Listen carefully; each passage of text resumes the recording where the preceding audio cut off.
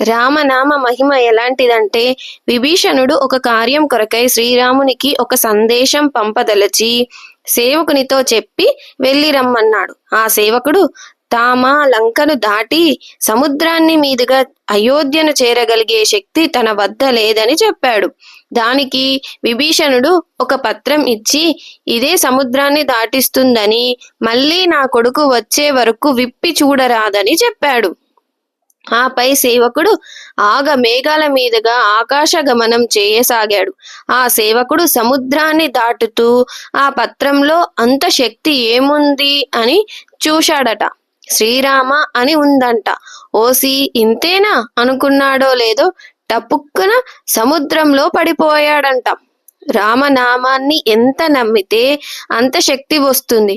అంతేకాదు, నమ్మకమే మనిషికి బలమైన శక్తి.